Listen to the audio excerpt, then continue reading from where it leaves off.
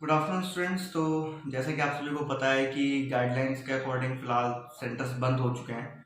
तो अभी तो खैर ऑर्डर ये आया है कि 30 तक हमें क्लोज रखने पड़ेंगे अभी सेंटर्स, लेकिन कोशिश है कि अगर 30 से पहले कोई भी ऑर्डर है, फिर कोई नई गाइडलाइन अगर निकलती है तो उसके अकॉर्डिंग फिर सेंटर्स को ओपन किया जाए।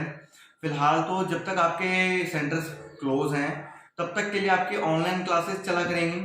यहाँ पर आपको डेली कुछ ना कुछ जो भी आपका टॉपिक है उससे आगे का आपको सीखने के लिए मिलेगा, तो आपकी कोई भी क्लास मिस नहीं होनी चाहिए। नुकसान आपका हम नहीं चाहते हैं कि आपका कोई भी नुकसान हो, जिस वजह से सारा सेटअप किया गया है, ये सारी चीज़ें आपको सिखाई जा रही हैं, आपकी ऑनलाइन क्लास कराई जा रही है। तो इसलिए आशा रखेंगे कि भाई आप भी बीच में कोई भी अपनी कोई भी क्लास को मिस ना करें। ठीक है, आपसे ये उम्मीद रहेगी। और क्लासेस का जो भी टाइम रहा करेगा वो आपको ग्रुप में मिल जाया करेगा, तो भाई जो भी आपको ग्रुप का टाइम मिलता है उस टाइमिंग पर अपनी क्लास को ज्वाइन करें। जो भी मैं आपको बता रहा हूँ उसको एटलीस्ट आप अपनी कॉपीज में नोट करें। जब तक आप सेंटर्स पर वापस नहीं आते हैं, जब तक सेंटर वापस रीओपन नहीं होता है, आप प्रैक्टिसेस नहीं कर पाएंगे। जिन जिन के यहाँ पर कंप्यूटर या फिर लैपटॉप है वो प्रैक्टिसेस कर सकते हैं, लेकिन मैं चाहूँगा कि जो भी यहाँ पर आपको करने के लिए या फिर सीखने के लिए मिल रहा है, एटलीस्ट जब तक सेंटर ओपन नहीं होता है उसको अपनी कॉपीज में अच्छे से नोट डाउन करें, कोई भी स्टेप मिस ना करें। कंप्लीट ये वीडियो है एक तरह पूरी यूट्यूब पर आपकी डिलीवरी हमेशा आपको अवेलेबल मिलेगी। तो इस वीडियो को चाहे आप 3 से 4 बार रिपीट कर लें, लेकिन कोई भी स्टेप आपका मिस ना हो। कॉपी में एक एक पॉइंट आपका लिखा हुआ होना चाहिए। ठीक है, तो ज्यादा टाइम वेस्ट नहीं करते हैं और सीधा अपनी क्लास को स्टार्ट करते हैं।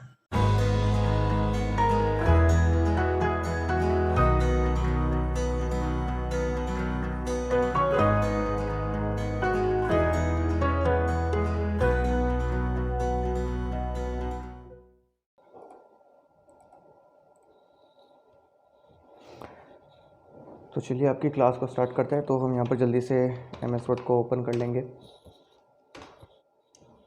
और क्लोज कर देते हैं इसको। आप सभी का होम टैब, इंसर्ट टैब और डिज़ाइन टैब तो हो ही चुका है। आपका व्यू टैब रहा है और ये बीच के भी टैब्स हैं, इनको भी मैं आपको जल्दी कराऊंगा। व्यू टैब काफ़ी आसान टैब है, तो मैंने सोचा आज मैं आपको यही टैब करवा देता हूँ। आपको ज़्यादा मुश्किल नहीं रहेगी, आसानी से आपके समझ में भी आ जाएगा। तो ज़रा आज हम इसी पे काम करेंगे। ओके, तो यहाँ पर बात कर लेते हैं अपने व्यू टैब के बारे में। तो यहाँ पर अलग अलग ग्रुप्स मिलते हैं आपको। जैसे सबसे पहले एक व्यू का ग्रुप मिलता है, आपको शो ग्रुप मिलता है, जूम, विंडोज़, मैक्रोज। तो ये है क्या? देखो, सबसे पहले तो व्यू का ये ग्रुप मिलता है आपको। इसमें 5 ऑप्शन है। इस ग्रुप का मतलब है या फिर इस ग्रुप का काम क्या है? तो देखिए, इसका सिंपल सा मतलब ये होता है कि आपने जो भी अपना डॉक्यूमेंट बनाया है, जो भी आपने अपना काम किया है, उसको आप किस तरह से देखना चाहते हो। ठीक है, अलग अलग नज़रिए हैं सिर्फ देखने के, कोई अलग से कोई काम नहीं है। ये सिर्फ एक नज़रिया है अपने डॉक्यूमेंट को देखने का। तो जैसे कि मैं यहाँ पर रैन कमांड लगा देता हूँ जल्दी से, ये आप सभी को मालूम ही है। और यहाँ पर देखिए, सबसे पहला तो हमारे पास है रीड मोड। रीड मोड में क्या होता है? जैसे आप रीड मोड को इनेबल करेंगे तो ये कुछ इस तरह से आएगा। यहाँ पर आपका कुछ भी ऊपर कोई ऑप्शन नहीं मिलता है, आप कोई वर्किंग नहीं कर सकते हो, कुछ लिख नहीं सकते हो, डिलीट नहीं कर सकते हो। रीड मोड का सीधा सा मतलब है कि आप सिर्फ और सिर्फ पढ़ सकते हो, आप इसको सिर्फ रीड कर सकते हो, इसके अलावा आप और कुछ भी नहीं कर पाएंगे। ठीक है, अब मुझे रीड मोड से वापस जब अपने नॉर्मल जो हम कर रहे थे उसमें जाना है, प्रिंट लेआउट बोलते हैं उसको। तो जब मैं वापस वहाँ जाना तो आप देखेंगे यहाँ पर नीचे की तरफ, यहाँ पर सबसे पहला रीड मोड दिख रहा है आपको। ठीक है, यहाँ पर प्रिंट लेआउट और उसके बाद यहाँ पर वेब लेआउट। तो ये जो लेआउट हमें, या फिर जो मैं कहूँ व्यू, जो व्यू हमें वहाँ मिल रहे थे, वही 3 व्यूज़ हमें यहाँ नीचे भी मिलते हैं। तो यहाँ पर रीड मोड तो हमने खैर इनेबल किया ही था। अब मैं वापस से प्रिंट लेआउट में आ जाता हूँ। ये देखिए, तो ये रीड मोड हम देख ही चुके हैं। सेकंड है हमारे पास प्रिंट लेआउट। प्रिंट लेआउट क्या होता है? ये सिंपल सा जिस लेआउट में हम काम कर रहे होते हैं नॉर्मली MS वर्ड के अंदर, उस लेआउट को प्रिंट लेआउट कहा जाता है। अब आप सोचेंगे कि इसका नाम प्रिंट लेआउट क्यों है? तो देखिए, इसका नाम ये इसलिए रखा गया है क्योंकि ये एक इकलौता ऐसा लेआउट है जहां आप अपना कंप्लीट पेज देख पाएंगे और पूरे पेज में कहां पर क्या प्रिंट आने वाला है, कैसा प्रिंट आने वाला है, वो भी आपको यहीं दिख जाता है। यानी एक तरह का, जैसे हम जब हम इसके पेज को प्रिंट करते हैं तो प्रिंट में जिस तरह से प्रिंट प्रीव्यू हमें दिखता है ना पहले इस साइड में, कि आपका पेज कैसा प्रिंट होगा, तो देखिए यहाँ पर भी तो कुछ ऐसा ही है। हम यहाँ काम भी कर सकते हैं और हम देख भी सकते हैं कि हमारा पेज कैसा प्रिंट होगा। तो ये कुछ प्रिंट लेआउट ऐसा होता है। ठीक है, मतलब नॉर्मल, एक नॉर्मल व्यू जिसमें हम काम कर रहे होते हैं, और इसका नाम ऐसा इसलिए दिया गया है क्योंकि यहीं कहीं हमें हमारा प्रिंट का एरिया भी दिख जाता है। ठीक है, तो ये तो था प्रिंट लेआउट। उसके बाद यहाँ पर है वेब लेआउट। तो वेब लेआउट क्या होता है? देखो, वेब आप समझ ही गए होंगे, वेब यानी कि वेबसाइट। तो यहाँ पर ये कुछ ऐसा ही है। वेब लेआउट का मतलब है जैसे आप इसको अनेबल करेंगे तो ये एक वेबसाइट की तरह आपको शो करेगा। एक वेबसाइट की तरह शो करेगा मतलब ये काफ़ी बड़ा पेज होता है। इसको मैं पेज भी नहीं बोलूँगा, ये सिर्फ एक शीट है, जैसे कि नोटपैड और वर्डपैड में हमें मिलती ही हैं। आप सभी को याद होगा, नोटपैड और वर्डपैड में हमें सिंगल शीट ऑफ पेपर मिलता है, ना कि कोई पेजेस हमें एमएस वर्ड में ही मिलने शुरू हुए थे। लेकिन यहाँ से अगर मैं वेब लेआउट को ऑन कर दूँ तो ये मुझे एक तरह की शीट मिल जाती है। और इसका नाम वेब लेआउट कुछ इसलिए दिया गया है क्योंकि देखो, जब भी कोई वेबसाइट होती है, हम किसी वेबसाइट को रन करते हैं तो वो वेबसाइट कंप्लीट यहाँ स्टार्टिंग से लेकर एंड तक कंप्लीट होती है ना, और बीच में कोई पेजेस भी ब्रेक नहीं होते हैं। तो ये कुछ ऐसा ही है। यहाँ पर आपका कंप्लीट, आप जो भी काम कर रहे हो करते रहिए। ये जितना बड़ा आप काम करोगे उतनी ही बड़ी ये शीट होती जाएगी, ये पेजेस में डिवाइड नहीं होती है। ठीक है, आप यहाँ नीचे स्टेटस बार में भी चेक कर सकते हो। यहाँ पर 239 वर्ड्स लिखा हुआ आ रहा है। यहाँ पर स्पेलिंग एंड ग्रामर की चेकिंग भी आ रही है, यहाँ पर लैंग्वेज भी आ रही है, लेकिन यहाँ पर पेजेस का नंबर नहीं दिख रहा है। इस दैट मीन्स यहाँ पर आप पेजेस को यूज़ नहीं करते हैं, यहाँ पर आप एक सिंगल शीट को यूज़ करते हैं। ठीक है, तो ये कुछ एक वेब लेआउट होता है। उसके बाद हमारे पास आउटलाइन। इस व्यू में क्या होता है, आपको आपका डॉक्यूमेंट कुछ इस तरह दिखता है। यानी कि अब आप जो भी काम करोगे ना, उसके स्टार्टिंग में ये बुलेट अपने आप लग जाएगी। बुलेट का मतलब होता है ये कुछ एक डॉट, तो ये खुद से ही ऐड होना शुरू हो जाती हैं। तो यहाँ पर आप इस तरह से भी अपने डॉक्यूमेंट को जो है देख सकते हैं। और इसके अलावा यहाँ पर एक व्यू और मिल जाता है हमें, ड्राफ्ट व्यू। तो ड्राफ्ट व्यू के अंदर क्या होता है, जैसे ही आप ड्राफ्ट पे क्लिक करेंगे तो ये भी कुछ इस तरह से होता है। ठीक है, मतलब बस आउटलाइन और ड्राफ्ट में क्या डिफरेंस है, आउटलाइन में आपको रूलर नहीं मिलता था, ये जो ऊपर स्केल आ रहा है ये नहीं आता था, ड्राफ्ट में आ जाता है। और आउटलाइन में बुलेट्स आ जाती थी खुद से, जबकि ड्राफ्ट में ऐसा कुछ भी नहीं होता है। ठीक है, बहुत से बच्चों को ये कन्फ्यूजन होगा कि यार ये ड्राफ्ट का मतलब क्या होता है। ठीक है, कि ड्राफ्ट होती क्या चीज़ है, हमने कई बार सुना हुआ है। देखिए, हर एक फील्ड में, अलग अलग फील्ड्स में ड्राफ्ट का अपना अपना एक मीनिंग है। जैसे अगर हम बैंकिंग के बारे में बात करें तो वहाँ पर बोला जाता है डिमांड ड्राफ्ट, डीडी जिसको हम बोलते हैं। तो डिमांड ड्राफ्ट एक तरह का कैश ही होता है, लेकिन वो ऑन पेपर कैश होता है। ठीक है, मतलब वो पेपर्स में लिखा हुआ है। लेकिन देखिए, सिंपल सी बात, अगर मैं आपको यहाँ पर एमएस वर्ड या फिर हमारे जितने भी लिखने के काम हैं उनके हिसाब से अगर मैं आपको ड्राफ्ट का मतलब समझाऊँ तो देखो, अगर हम एक लेटर लिख रहे हैं तो हमें, मतलब वो चीज़ देखकर हमें कैसे पता चलेगा कि वो एक लेटर है, उसके फॉर्मेट को देखकर।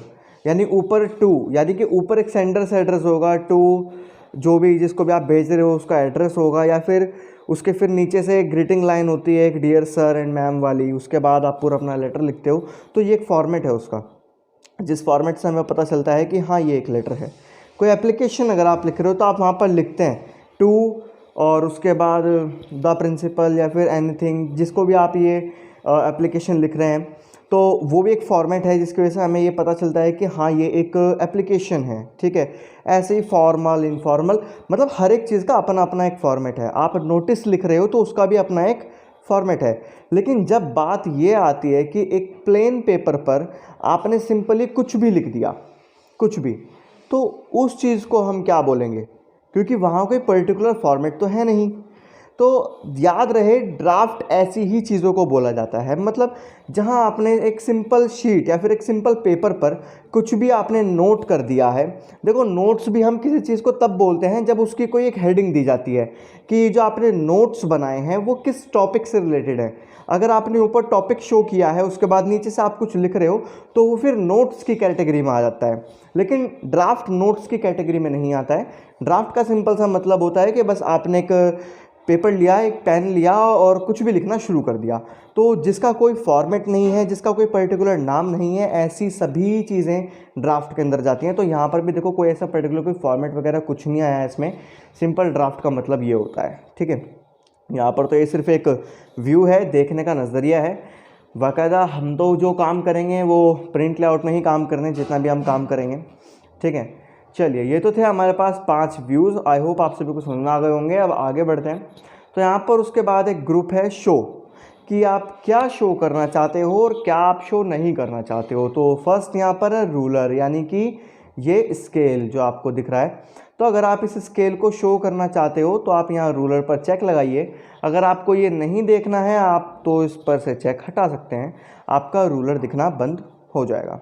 ठीक है, वापस से चेक लगा लीजिए, रूलर दिखना स्टार्ट हो जाएगा। उसके बाद है यहाँ पर ग्रिड लाइंस। तो यहाँ पर ग्रिड लाइंस में कुछ इस तरह के आपके पेपर पर लाइंस दिखती हैं। अब आपके माइंड में अगर ये आ रही है कि यार ये लाइंस क्या काम करती हैं या क्या काम नहीं करती हैं, देखो बहुत सारे यूजेस हैं इन सभी लाइंस के भी।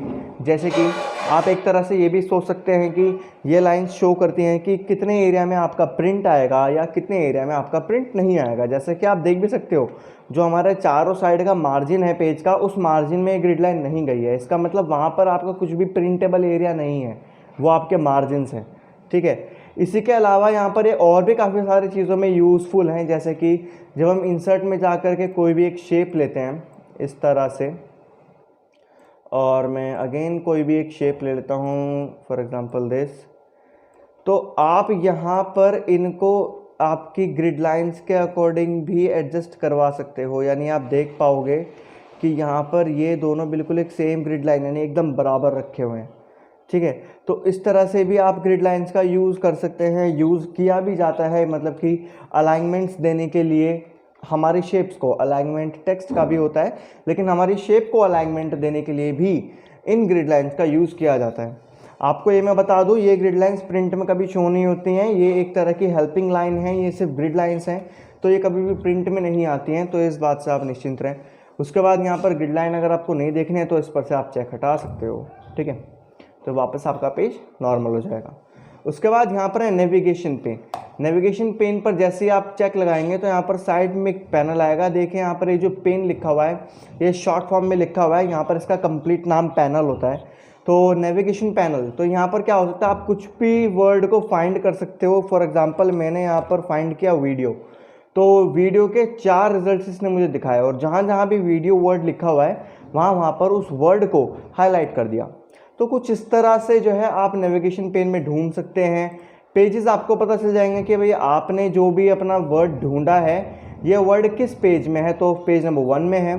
रिजल्ट्स में आप चेक कर सकते हो कि किस किस पैराग्राफ में या किस किस लाइन में ये वर्ड जो है, जो वीडियो वर्ड जो आपने सर्च किया है, ये कहाँ कहाँ लिखा हुआ है, कैसे कैसे लिखा हुआ है, तो वो सब चीज़ें भी आपको यहाँ पर देखने के लिए मिल जाएगी।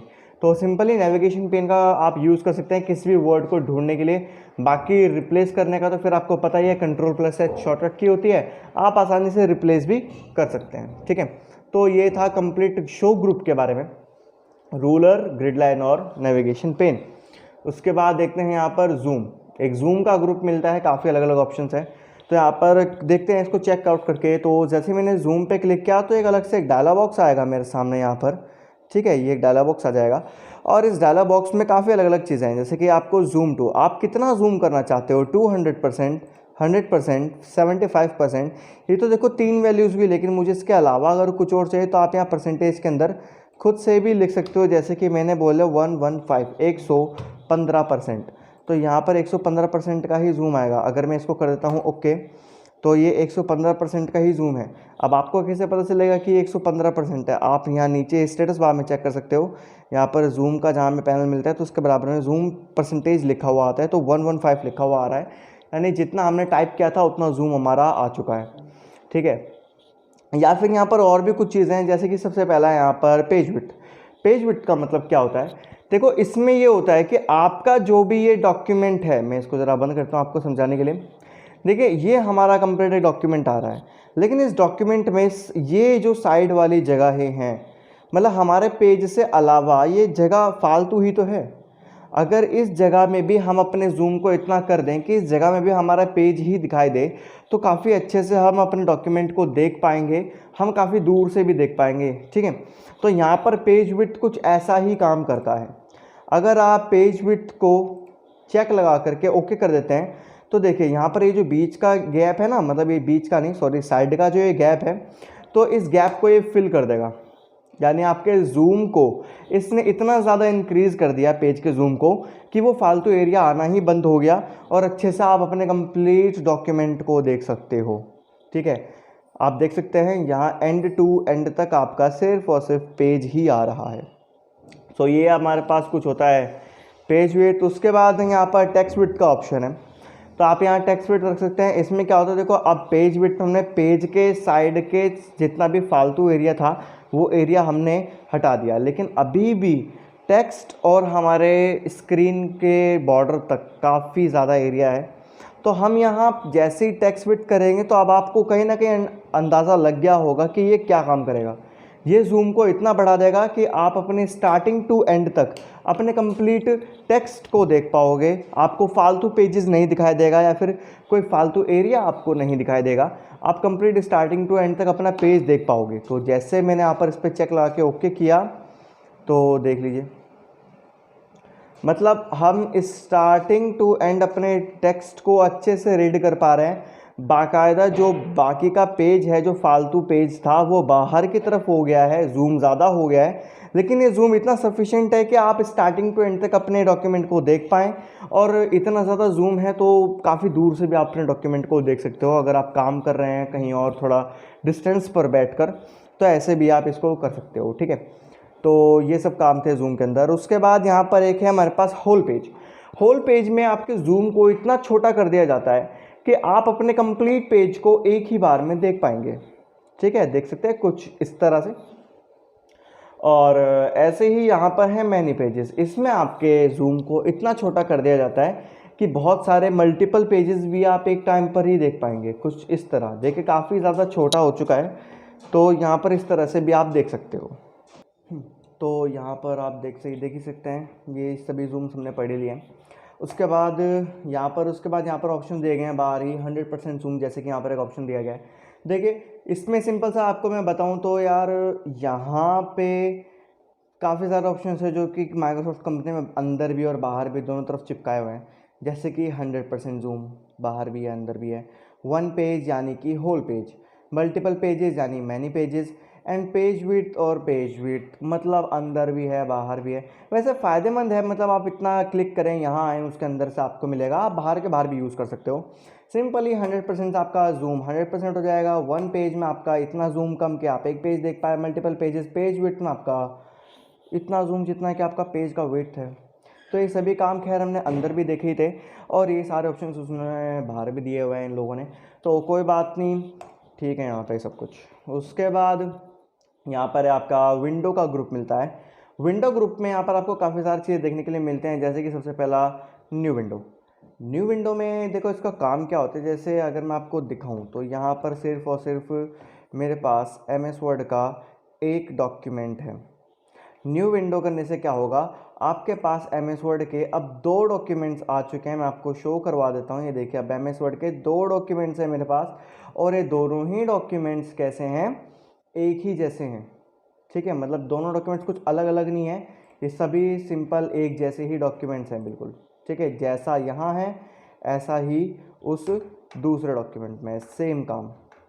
और अब आपको पता कैसे चलेगा कि ये अलग अलग हैं या एक ही है, तो देखो जहाँ पर ऊपर की तरफ नाम देखिए, यहाँ पर क्या है, डॉक्यूमेंट 1:1 यानी कि पहले का पहला पार्ट। और देखिए मैं आप दिखाता हूँ, ये है डॉक्यूमेंट 1:2 यानी पहले का दूसरा पार्ट। 2 अलग अलग डॉक्यूमेंट्स हैं लेकिन काम बिल्कुल सेम है। ये ऑप्शन यहाँ क्यों दिया गया है या फिर इसका फ़ायदा क्या है, ये इसके बारे में हम बाद में बात करेंगे। फिलहाल तो आपको ये जानना है कि इसके आगे के ऑप्शंस क्या क्या काम करते हैं। तो सबसे पहला यहाँ पर ऑप्शन है अरेंज ऑल। अरेंज ऑल में क्या होगा, जैसे ही आप इस पर क्लिक करेंगे तो जो 2 डॉक्यूमेंट्स हमने बनाए हैं वो कुछ इस तरह से अरेंज हो जाएंगे, आधा ऊपर और आधा नीचे, कुछ इस तरह, ओके। तो यहाँ पर इस तरह से कुछ आपके एडजस्ट हो जाता है, अरेंज हो जाता है, आप दोनों ही तरफ काम कर सकते हो, ठीक है। इसके अलावा यहाँ पर है ऑप्शन स्प्लिट। तो स्प्लिट क्या काम करता है ये मैं आपको दिखा देता हूँ। जैसे ही आप स्प्लिट करते हैं तो यहाँ पर ये कुछ इस तरह से, मतलब आपका सेम डॉक्यूमेंट 2 हिस्सों में टूट चुका है और आप दोनों हिस्सों में ही अलग अलग चला सकते हो, यानी कि ये एक ही डॉक्यूमेंट है जो कि अलग अलग हिस्सों में ब्रेक हुआ है, ओके। तो ये चीज़ भी आप देख सकते हैं यहाँ पर। अब इनका फ़ायदा क्या है, अरेंज ऑल और स्प्लिट। देखो अरेंज ऑल का फ़ायदा तो तब है हमारे पास अगर आपके पास कोई 2 अलग अलग डॉक्यूमेंट्स हैं और आपको ये कहा गया है कि भैया इनमें थोड़ा सा ज़रा कंपैरिजन करना है या चेकिंग करनी है कि सब ठीक है या नहीं है, या फिर कुछ ऐसा कहें कि एक डॉक्यूमेंट में से देखकर दूसरे डॉक्यूमेंट में टाइप करना है, ठीक है, कुछ भी। तो इन सब काम के लिए आप अरेंज ऑल चला सकते हो, क्योंकि वहाँ पर अलग अलग डॉक्यूमेंट्स को ही यूज़ किया जाता है। स्प्लिट आप कब इसका इस्तेमाल आप कब करेंगे, जैसे अगर आपको ये कहा जाए कि ये एक डॉक्यूमेंट है और उसके पहले पेज और 5वें पेज में आपको चेक करना है कि क्या ये सेम है या गलत है, ठीक है, यानी समझ रहे हो।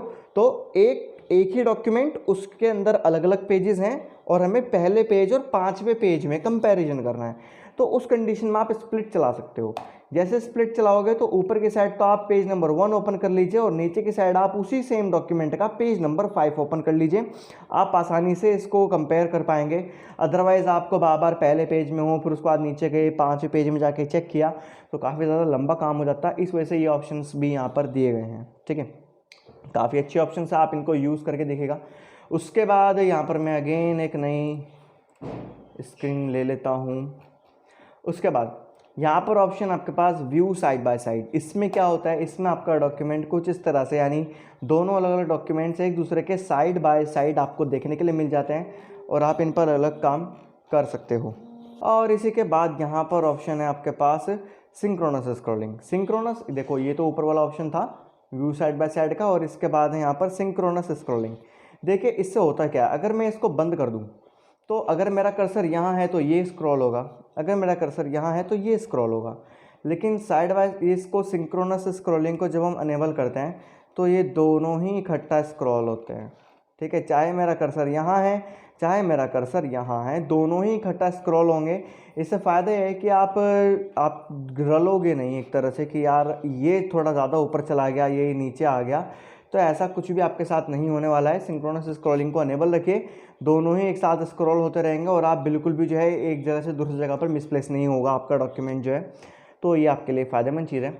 उसके बाद यहाँ पर ऑप्शन दिया गया है रीसेट विंडो पोजीशन। इसमें क्या होता है कि आपने अगर अपने डॉक्यूमेंट को कुछ ऐसा कर दिया है इस तरह से, और अब आप चाहते हो कि यार नहीं, हमें तो बिल्कुल वैसे जैसे पहले पोजीशन थी ऐसी पोजीशन चाहिए, तो यहाँ पर ऑप्शन दिया गया है रीसेट विंडो पोजीशन। आप इस ऑप्शन पे जैसे ही क्लिक करेंगे वापस से पहले की तरह विंडोज़ की, यानी इन दोनों अलग अलग स्क्रीन की पोजीशन सेट हो जाती है, ठीक है। तो ये ऑप्शन है हमारे पास रीसेट विंडो पोजीशन का। ओके, मैं अब साइड बाय साइड को बंद कर देता हूँ। तो ये साइड बाय साइड हमने देख लिया, सिंक्रोनस स्क्रॉलिंग हमने देख लिया और रीसेट विंडो पोजीशन भी हम देख चुके हैं। इसके बाद यहाँ एक ऑप्शन दिया गया है स्विच विंडो। स्विच विंडो में क्या है, देखो आपके पास जितने भी डॉक्यूमेंट्स होते हैं, अगर आप उन डॉक्यूमेंट्स में स्विच होना चाहते हो तो आप यहाँ पर स्विच हो सकते हो। जैसे कि यहाँ पर है डॉक्यूमेंट 1 बाय 1, तो यानी कि मैं फ़िलहाल आप ऊपर नाम देख सकते हैं डॉक्यूमेंट 1:2 चल रहा है और मैं डॉक्यूमेंट 1:1 में आना चाहता हूँ, तो यहाँ इस पर मैं क्लिक करूँगा। जैसे मैं इस पर क्लिक करूँगा तो ये आ गया डॉक्यूमेंट 1:1 में, ठीक है। अगेन जैसे मैं डॉक्यूमेंट 1:2 पे क्लिक करूँगा ये वापस से डॉक्यूमेंट 1:2 बन गया। ओके, तो ये सब चीज़ें आप यहाँ से एडजस्ट कर सकते हो। अब देखिए मैं अब आपको एक पॉइंट क्लियर कर देता हूँ। देखो हम ये सब हम देख चुके हैं, ये विंडोज़ को स्विच करने के लिए हो गया, ये पोजीशन सेट करने के लिए हो गया, ये दोनों को दो अलग अलग साइड बाय साइड जब हमने चलाई थी उनको एक साथ स्क्रॉल करने के लिए हो गया, और ये व्यू साइड बाय साइड दोनों को अलग अलग पोजीशंस पर रखने के लिए। स्प्लिट हमने देख लिया, अरेंज ऑल हमने देख लिया। लेकिन इस ऑप्शन का, ये जो न्यू विंडो का ऑप्शन हमें दिया गया था, इस ऑप्शन का एक्चुअली काम क्या है, तो इसका काम मैं आपको समझा देता हूँ। देखो ये जितने भी आगे के ऑप्शंस आपको दिए गए हैं ना, इनको यूज़ करने के लिए आपको मिनिमम टू मिनिमम 2 डॉक्यूमेंट्स तो चाहिए ही चाहिए। अब यहाँ पर ये ऑप्शन इसलिए दिया गया है ताकि आप जो अपना सेकंड डॉक्यूमेंट बनाओगे, आप उसको बनाने में अपना टाइम वेस्ट ना करो। आप यहाँ क्लिक करो, आपको सेम लिखा हुआ एक और डॉक्यूमेंट मिल जाएगा और आप अपना इन सभी ऑप्शंस को प्रैक्टिस करके देख सकते हो, ठीक है। क्योंकि वरना सिंपल सी बात है, अगर ये ऑप्शन ना होता तो आप एक नया डॉक्यूमेंट बनाते, उसमें कुछ लिखते, इसमें काफ़ी टाइम आपका अच्छा बर्बाद होता। लेकिन टाइम वेस्ट ना हो इस वजह से यहाँ पर ये ऑप्शन दिया गया है। तो ये था इस ऑप्शन का रियल यूज़। ओके, इसके बाद हम बात कर लेते हैं मैक्रोज। तो मैक्रोज क्या होता है, सिंपली आपको मैं सरल भाषा में समझाऊं तो ये होता है रिकॉर्डिंग के लिए। जैसे कि हम कुछ भी कहीं घूमने अगर हम जाते हैं तो हम वहाँ की रिकॉर्डिंग कर लेते हैं, है ना, हम वहाँ की रिकॉर्डिंग कर लेते हैं ताकि हम इन फ्यूचर कभी भी उस रिकॉर्डिंग को अगेन रिपीट करके देख सकें और जो भी वो व्यू था, जो भी वो चीज़ थी, उसको हम दोबारा से देख पाते हैं, उस मोमेंट को दोबारा से हम फील कर पाते हैं। लेकिन इसी तरह से यहाँ पर भी कुछ एक ऑप्शन दिया गया है मैक्रोज का।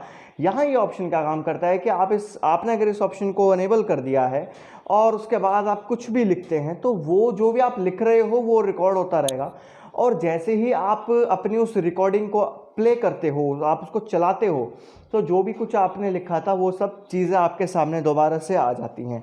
मैं आपको एक बार करके भी दिखा देता हूँ। तो जैसे मैक्रोज में है, यहाँ पर आपको अलग अलग ऑप्शन मिलते हैं, व्यू मैक्रो, रिकॉर्ड मैक्रो। तो हमें यहाँ पर सबसे पहले रिकॉर्ड मैक्रो पे क्लिक करना है। आप अपने मैक्रो का नाम दे दीजिए। तो यहाँ पर मेरी मैक्रो का नाम है मैक्रो 3। कोई बटन या फिर कोई अगर कीबोर्ड से शॉर्टकट की अगर इसके लिए सेट करनी है तो आप यहाँ से सेट कर सकते हो। जैसे मैं गया कीबोर्ड में और यहाँ पर आपको ऑप्शन मिला है प्रेस न्यू शॉर्टकट की, तो कुछ भी आप न्यू शॉर्टकट की बता सकते हो। तो मैंने कह दिया ऑल्ट कंट्रोल, एक सेकेंड, तो मैंने कह दिया इसको कुछ भी नया सा देते हैं, तो कंट्रोल शिफ्ट बी। तो यहाँ पर हमने बोल दिया ऑल्ट शिफ्ट प्लस बी। ये एक शॉर्टकट की है जो अभी फ़िलहाल हाल ही एम एस वर्ड के अंदर किसी चीज़ की नहीं है। तो ऑल्ट शिफ्ट बी मैंने यहाँ पर एक शॉर्टकट की दे दी और यहाँ से नीचे से इसको कर दिया असाइन। तो यहाँ पर एक करंट की इसके अंदर असाइन हो चुकी है और आप कर दीजिए क्लोज। तो देखो आपको कर्सर के नीचे हमारा एक रिकॉर्डिंग का एक टेप वाला साइन आपको दिख गया होगा। दैट मीन्स आपकी रिकॉर्डिंग ऑन हो चुकी है। आप यहाँ पर कुछ भी लिखें वो सब चीज़ें रिकॉर्ड होती रहेंगी। तो यहाँ पर हम जल्दी से कुछ भी लिखते हैं, एनीथिंग, आप यहाँ कुछ भी लिख दीजिए, ये सब चीज़ें अब रिकॉर्ड हो रही हैं। ठीक है, अब मैं आता हूँ मैक्रोज में और यहाँ पर देखो अगर आपको कुछ टाइम के लिए पॉज करनी है रिकॉर्डिंग तो आप पॉज कर सकते हो। अगर आपकी रिकॉर्डिंग कंप्लीट हो चुकी है और आप बंद करना चाहते हो तो आप स्टॉप रिकॉर्डिंग से बंद भी कर सकते हो। तो यहाँ से कर दिया स्टॉप रिकॉर्डिंग और अब चेक करते हैं अपने मैक्रो को। उससे पहले मैं ये सब कुछ डिलीट कर लेता हूँ एंड अगेन मैक्रोज में आएंगे। यहाँ पर आपको मिलता है व्यू मैक्रो का ऑप्शन, यहाँ आपको क्लिक करना है। तो देखो यहाँ आपको सभी रिकॉर्डिंग्स रखी हुई मिलेंगी। तो यहाँ पर कुछ 1 और 2 पुरानी है, ये मैक्रो 3 जो हमने अभी हाल ही में रिकॉर्ड किया था, और इसको सेलेक्ट करके आप कर दीजिए रन। जैसे ही आप रन करेंगे तो जो भी कुछ आपने लिखा था अगेन आपके सामने आ गया। ठीक है, और ज़रूरी नहीं है कि वो सब चीज़ें देखने के लिए आपको मैक्रो में जा करके वहाँ से सेलेक्ट करके रन ही करवाना हो। जो शॉर्टकट की हमने असाइन की थी आप उसका भी यूज़ कर सकते हैं। तो शॉर्टकट की थी शिफ्ट ऑल्ट बी। तो जैसे मैंने शिफ्ट ऑल्ट बी दबाया तो यहाँ पर ये जो भी हमारी रिकॉर्डिंग थी वो हमें दिख गई है। तो कुछ इस तरह से आपका कंप्लीट व्यू टैब है। यहाँ पर एक और ऑप्शन भी दिया गया है प्रॉपर्टीज़, इस पे जैसे आप क्लिक करेंगे तो आपके डॉक्यूमेंट से रिलेटेड प्रॉपर्टीज़ आपको यहाँ पर मिल जाएंगी। जैसे कि साइज़ क्या है, कितने पेजेस है, कितनी देर से यूज़ कर रहे हो, टाइटल वगैरह कुछ दिया है क्या, किसने क्रिएट किया, कब क्रिएट किया, टाइमिंग वगैरह हर एक चीज़ आपको यहाँ पर देखने के लिए मिल जाती है। यानी कि ये हमारे सिंपल जो भी फाइल हम बना रहे हैं ये उसकी इंफॉर्मेशंस हैं। तो ये कुछ इस तरह का काम आप यहाँ पर कर सकते हैं। ओके, सो ये थी आपकी आज की क्लास। होपफुली आपको ये क्लास समझ में आई हो और कोशिश करेंगे कि जल्दी जल्दी आपका जो है नए नए चैप्टर्स भी यानी कि नए नए टॉपिक्स भी आपको कराए जाएंगे यहीं पर ही।